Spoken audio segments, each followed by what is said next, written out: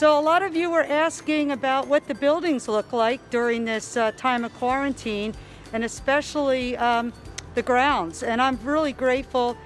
Peter and Jack see this as one of their gifts. They love to come and spend time working in our grounds and keeping the plants going and the flowers going. So welcome to the tour of the grounds with Peter and Jack. Small form of arborvitae. The yellow is the new growth. This was a gift from the men's family. Jack and Karen. And Karen, yes. And they take good care of these. Yeah, we do. And they're hardy. Yeah, which is what we need.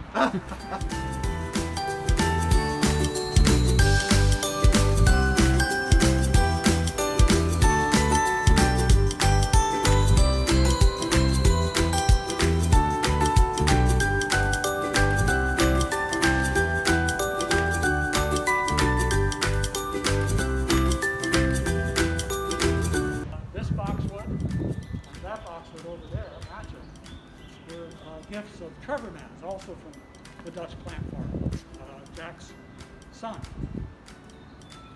And why are these a good kind of plant to have here in this location?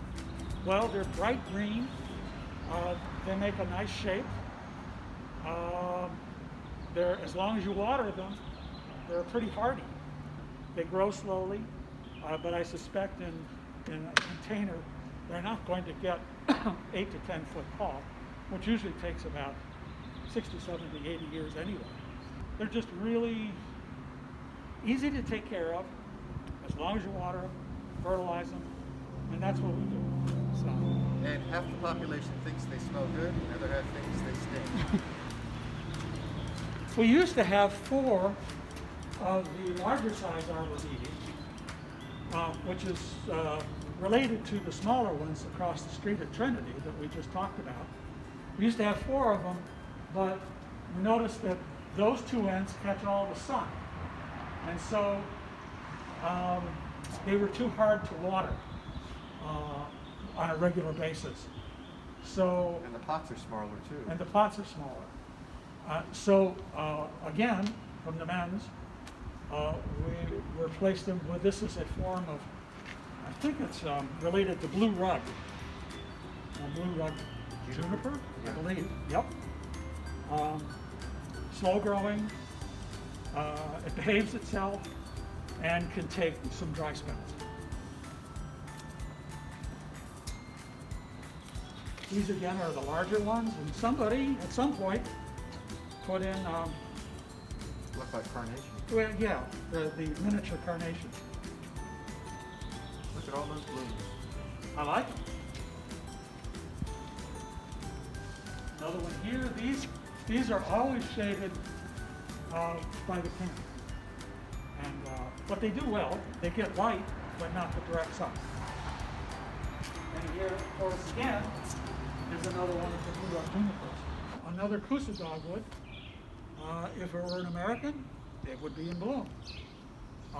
So we'll just have to wait and see, middle of the summer, to see what variety of Coosa it is. Now these look like daylilies. Yes, I believe they are daylilies. We'll find out this year what color. Yep, those are daylilies.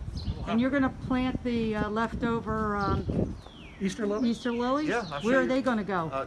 We're in our secret garden. Okay. So we have ornamental grass that grows here, gets cut back, but then it grows up again each year. It grows up about that tall. It's very pretty. Makes sort of like a little wall. And these to me look like a type of The flowering magnolia. yeah, it looks like a type of magnolia. But it's not the grandiflora, which is the evergreen. It's the. I don't remember seeing any blossoms on it this spring, but I didn't either, but just looking at the bark and the leaves. looking at the bark and the leaves and the growth habit, they look like they look like magnolias.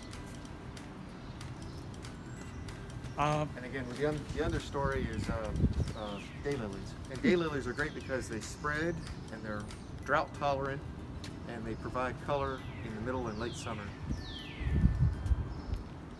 And while we're back here, I want to point out these newly painted benches. Many thanks to Drew Jones for coming and painting them. I'll show you the before and the after. So here's the before, and then here's the after. Barbara, where will the new pavers be installed? So the new pavers go in here. So as you can see, we have plenty of room to add more. And you can see already, you know, there's the bigger ones and then the smaller ones. So we have quite a few orders coming in. You can still give some more, but it's really a nice remembrance as we walk in the church and can walk and see the names of families of our church and events that have happened in the life of our church. This is Bill Brucci, it was given by Bill Brucci Builders. Who There's did the this, right? builders, yep. Yep. And it looks as though there are 3 different sizes. Yes. Those are hydrangeas, but they're oak leaf hydrangeas. They have, They have a flower? yes, they do. It flowers in the summer. They're big white clusters, almost pyramidal shaped clusters of white flowers. And then they turn sort of a pink, from a red to a pink to a purple in the fall. And they're even very nice in the wintertime because the petals on the flower then turn white. And so until the spring comes along, when you want to cut those off, they provide something interesting to look at in the middle of wintertime. They're really, really a nice shrub to have. So what I'm learning from you guys is that we have things that bloom at different times. And so not only do we have hardy plants, but we have, you know, a constant change going on in our grounds. That's true. And these again are liriopy, which has, They bloom a small purple flower in the late summer. yeah, and it has like a small cluster of berries up on a stem. But all of these beds need to be filled with drought-tolerant plants because it's so hot and sunny back here. So this is great. We forgot to mention that among what we think are the magnolias, these are all daylilies as well. And again, we have to wait and see what color they're going to be. So there are secrets yet to be unveiled. And then I don't know what these bushes are. My guess is that they are red twig dogwood. Oh, I bet you're right. Notice how the bark is red, ergo red twig. It takes a great mind.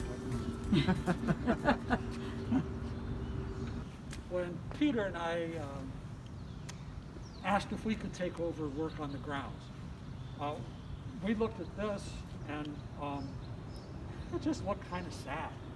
And so we thought, well, we'll put boxwoods in here.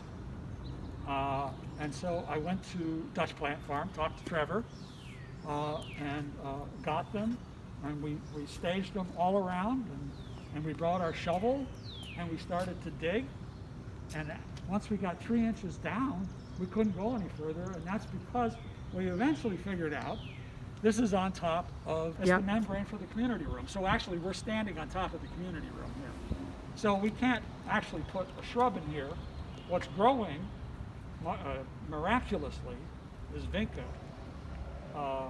also called periwinkle. And it's a miracle that it survived last year. Well, it